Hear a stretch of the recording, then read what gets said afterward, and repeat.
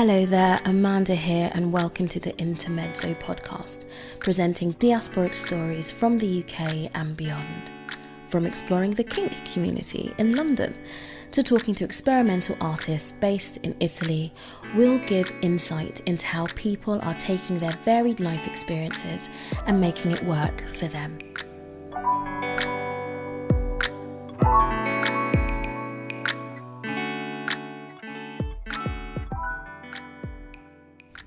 Hello, Amanda here. Welcome back to the Intermezzo Podcast. I hope you're well. Today's guest is Avex. A multilinguist and master of morphing his accent, Avex has been rapping since his teens. Born in Italy and raised in Ethiopia, he's been making his unique presence felt in the Italian rap scene for the past 6 years. He's lost count of the amount of stages that he's performed on. He raps fluently in Amharic, Italian and English. His uniqueness of perspective and rap style may be influenced by living between two vastly different worlds and expectations in Ethiopia, and his early and deep connection to Black American culture. Here's our conversation. Okay, Avex, how you doing? I'm good. You? I'm fine, cheers. Where are you in the minute? I'm in Turin. Okay, and how is it? It's good. It's good. Chilling. Yeah? Why are you smiling so much? You make me smile, fam. Oh, okay, cool. Let me start with the first question. You were raised in Ethiopia. What was your upbringing like? Okay, so basically I was born in Italy, in Poggibonsi, because my mom was here working at the time. A year after I was born, she took me back to Ethiopia. I was raised in Addis Ababa, where I joined an Italian school from kindergarten to high school, basically. Okay. So 20 years of my life, I passed them in Ethiopia. And then in 2016, I came back to Italy. What was my upbringing like? I don't know, like, what do you want to know about my upbringing? Okay, I want to know this Italian link, like why you went to an Italian school, about your upbringing. Was it happy? How did you get into the rap game? That kind of thing. I went to an Italian school because my mom wanted to keep me in touch with the Italian culture for some reason, because I was born here and she was working here. And my siblings went to school here after like middle school. So she was like, yeah, it's good if like, you know, there's one more culture besides, you know, English. I can't say English culture, but like, you know, English is the second language in Ethiopia. So mostly people know English. But yeah, she said, you know, it's cool if I know to be like multicultural. So she sent me to an Italian school. The rap game, I started rapping when I was about 15, 16. But not my own songs. I was like listening to a whole lot of different rappers. You know, my brother used to bump DMX in the house the whole time, Eminem, you know, Exhibit, Ice Cube, you know, the whole NWA. So yeah, I used to just like, you know, listen to music and write down the lyrics, like pausing and playing the music continuously. When I was about 17, I started hanging out with this guy, my best friend back home. His name is Johannes, and he goes by Yoden August in rap. And you know, he got me into listening to, you know, he got me into Kendrick Lamar, J. Cole, all these new school rappers. I mean, it's hard to call them new school rappers because they're not like little this and little that. You know, like. Yeah. Compared to, you know, Biggie, Tupac, and all like the legends, the old school goats. So yeah, he gave me the inspiration to start, you know, writing my own shit, and we were like recording at his place because he had a mini studio set up in his house. And, you know, that's how I kind of got into doing my own thing. Said I need me some good dope, kush, lean, drink, pills, coke, whatever to boost the adrenaline, cause I feel for the high that I used to get. All these rock stars always doing it, so what's the problem if I do it too? I'm in the zone, so don't you ruin it, I'm feeling depression to get through. I don't even know if they for real, all I know is monkey see, monkey do. Never thought about this shit for real, stuck with addiction like paper and glue. If you saw a famous dude jump off a building, would you follow him and jump too? I guess I would, but he down rich and I'm gonna die broken and chop wood. So baby. I started like going to talent shows and battles. I started to, go to places where people would like freestyle and stuff. Okay. Is that quite a big thing? No, it's not. It's not a very big thing in Ethiopia. At least it wasn't 6 years ago when I was there. But, it wasn't until I came into Italy that I really started taking this seriously, because I also saw there was more of a positive response to what I was doing. Oh, okay. Why do you think you got more of a positive response? I think it's because, like, being a street artist in general is a more usual, more common thing out here in Europe, I guess. In Ethiopia, when I was there, like, it wasn't a thing. Like, you either do Amharic music and sing at like weddings, or you're a famous Ethiopian musician, you do your concerts and stuff. Mm-hmm. But it's not like I can just get up one day and start rapping in the middle of the streets, like, in English. Like, people don't really have that sort of conception. Yeah, since I got here, I started like, receiving more positive responses, and people calling me to do gigs here and there. So that's why I was like, yeah, I could actually do this for a living. If you were comparing the scene in Turin and Bologna, because I know you were there as well, to when you were home, like, what are the differences? Turin, I can't speak on it much because I just moved here like 2-3 months ago. And Bologna, there is a scene, but I think there was more of a scene when I was still in Ethiopia, because like there were rappers like Inoki, Joe Cassano, Nefa, Sanguinisto, and all that stuff. Very old school. But one thing that I noticed about Bolognese rap, it's very conservative, because like people push you, they say, oh, that's dope, that's great. But it's kind of hard to, emerge into a national or international scene. Why? Because I feel like most of what, musically speaking, is produced in Bologna remains pretty much in Bologna. I don't think like the business from that point of view right now in the 21st century, like in 2022, 2021, 2020, or even since 2018 when I was there, I don't think it's very exposed. It's not like Milan. So there's more of a scene in Milan. Yeah, Milan, absolutely. There's a lot of realities, and like Milan is not even, it's Italy, but it's almost as if it wasn't. It's pretty, like, it's a metropolis, and there's a whole lot of different realities, and there's a lot more money like circulating, whether you like it or not. Like, I don't do this for the money, but at the same time, like, we live in capitalism, so 100%. you need money to, get your shit out there. Necessarily, not always. Like, you need a fan base, you need a cult following, but usually most of these like entertainers nowadays, like, they're emerging because there's someone investing for their stuff to go like viral, their stuff to be played on radio, their stuff to be in the stores and everything. So yeah, I think someone can make it out of Bologna. For example, like the last most famous rapper out of Bologna is Dref Gold. I knew him when he was in Bologna, like going around, like freestyling and stuff, doing his thing. But he finally emerged into the scene because he collaborated with Sfera Basta, which is a rapper from Milano and is like really famous and stuff.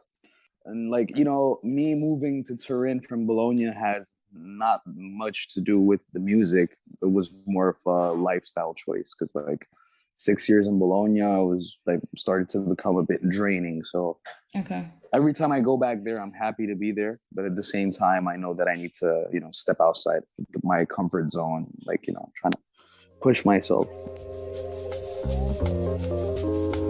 Yo, late night studio sessions. I treat the microphone like a priest, the way I'm spitting these confessions. Between me and rap, it's been a continuous obsession. Like your chick constantly calling me cause she thinks I'm the freshest. She cheating. Only way I'm leaving the studio's in the body bag. But I got many tracks, so I guess I'm never leaving. My shit would stay forever like cigarette buds. We was trying to eat with the gang, we was lacking the funds. That's the shit I'ma tell my children when they grow up. But first I gotta have them and drop my bad habits, like sniffing white lines while practicing black magic, sipping on white wine. With Turin now, what's your plan? How are you thinking about, I don't want to say conquering the market, but how are you thinking about how your music will be received there?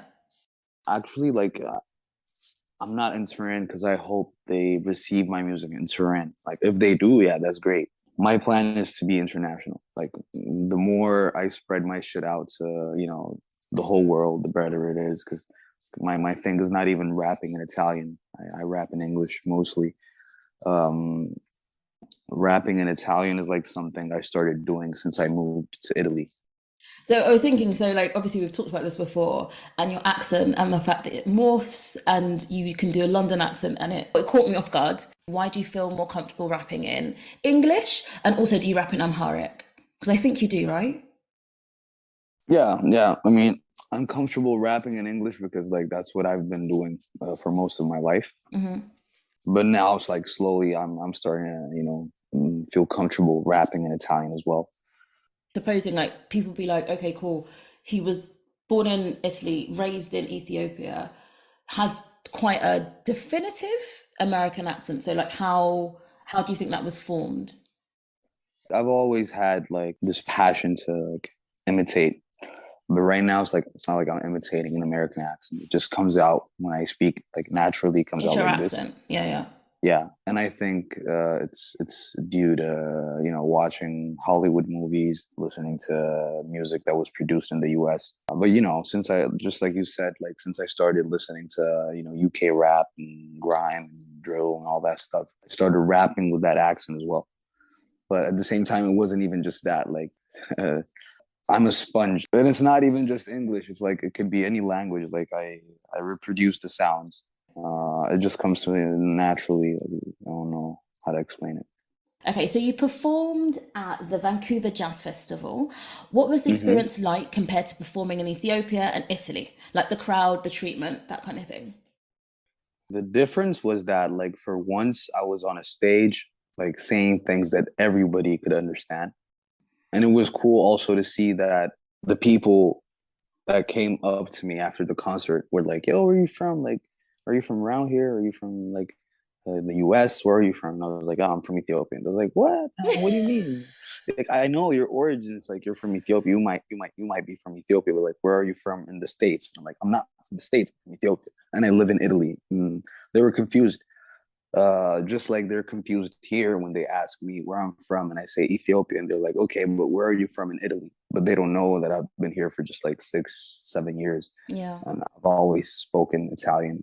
Do you think a lot of Italians understand that colonial link between Italy and Ethiopia? Yeah, they do, but sometimes they misunderstand it and say, yeah, it's normal that you speak Italian because like Ethiopia was an ex-colony, so probably everybody speaks Italian. But that's not the case. Like in Ethiopia, we speak Amharic, we don't speak Italian. There are a lot of words that have been taken from Italian. For example, macchina, to say car, which is macchina in Italian, or sugo, borsa, like, things that are pretty much globalized, like pasta, or, any sort of word that you use in the whole world to say Italian things.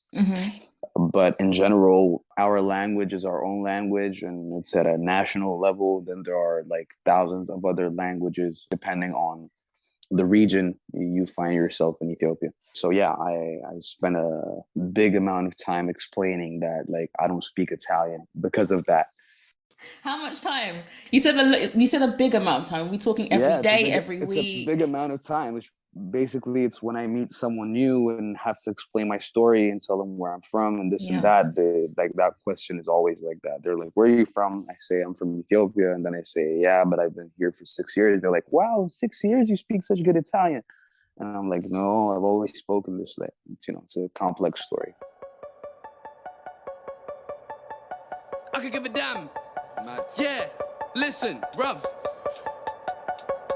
Yeah. Give a damn about what man say. Boy, better know I'ma find my way. Man's on the track like a goddamn train, and I stay on the rail like when Papa skates. Way too real to be fucking with fakes. They running their mouth at the step when it breaks. We number one, just give us a break. Disrespect is something that we can't take. Sleepless nights with a stomach ache. Too many in the crib, no food in the fridge. Endless days with a frown on my face. Now give me the crown before you get ripped. Dead in the place, taking up space. Drawing the card, no ace in space. Trying to be funny like David Spade, but I'm a magician like David Blade. Take a look at my eyes. So watching some of your performances, you seem to be in a trance-like state sometimes.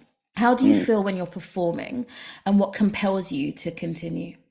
Performing to me is like meditation, basically, because like anytime I get to perform, it's the only moment where like my head just goes blank and I focus only on what I'm saying, like whether it is like, something I memorized, like a song, or like I'm just freestyling, this is the only moment when I don't actually think about anything else except for that, which is basically the only moment where I'm able to do that. It's not even like when I'm drawing or doing anything else really. I always have a lot of intrusive thoughts. But I'd say that, like, or when I write, I think, but I think about what I'm writing. I don't think about anything else. It's hard to explain. But anyways, yeah, like music for me, it's therapeutic, like performing, especially. Performing. So you need an audience kind of thing. Yeah, exactly. And what compels me to continue is the response I get every time from the audience, like whether it be negative or positive. Usually it's positive. I don't mean to brag, but you can brag. Listen, you can brag. Yeah, listen. I'm amazing. I'm the GOAT. But anyways, yeah. I guess that's pretty much it. Like, if there's anything else I could say, is like, stay tuned, because there's a lot of shit dropping. I'm working on a whole lot of new things, a lot of projects. I've been doing some shows, yeah. As myself or as the collective, because I have a collective called Boiled Brains Collective. It's based in Bologna. So like usually they do shows in Bologna, but sometimes like we've traveled. Like we did a show also in Turin, in Florence. We are going to drop a cipher soon. Nice. Can you explain what a cipher is? Cipher is when like a group of rappers get together. They spit a verse individually, like a verse each, without hooks or anything. So yeah, we're gonna drop that, and I think there's also gonna be an album coming up with the collective. Well, it's good speaking to you. It was good speaking to you too. We finally did it. Finally. And that was Avex.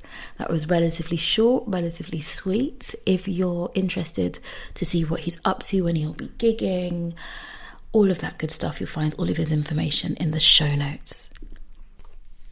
If you want to highlight someone somewhere across the many diasporas doing interesting, powerful, avant-garde work, you can reach us on Intermezzo Podcast at arcrepublic.com.